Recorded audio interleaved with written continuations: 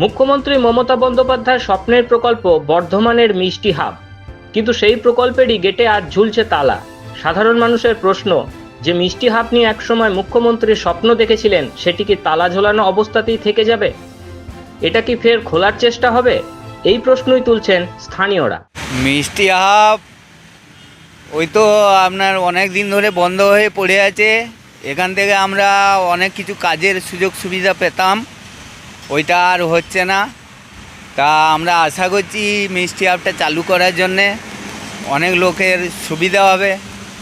কি অবস্থায় হয়ে আছে এখন মমতা ব্যানার্জি না আসা পর্যন্ত আমরা জানাতে পারছি না। আবেদন জানাচ্ছি চালু হওয়ার জন্য। কিছুদিন ভিড় হলেও পরে ক্রেতাদের মন জয় করতে ব্যর্থ হয় এই প্রকল্প। ব্যবসায়ীদের অভিযোগ, ভুল পরিকল্পনা এবং পরিবহন ব্যবস্থার অভাবেই ভেঙে পড়েছে এই উদ্যোগ। ফলে মিষ্টি হাবটি যখন খোলা ছিল, সারাদিনে হাতে গোনা কয়েকজন ক্রেতা ছাড়া কাউকে দেখা যেত না। এ বিষয়ে ক্ষোভ প্রকাশ করেছেন বর্ধমান উত্তর বিধানসভার বিধায়ক। তিনি বলেছেন, মিষ্টি হাব নিয়ে বহুবার আমরা আবেদন নিবেদন করেছি জেলা শাসকের কাছে, কিন্তু বর্ধমান জেলা প্রশাসনের উদাসীনতার জন্যই এই মিষ্টি হাবটি বন্ধ হয়ে রয়েছে।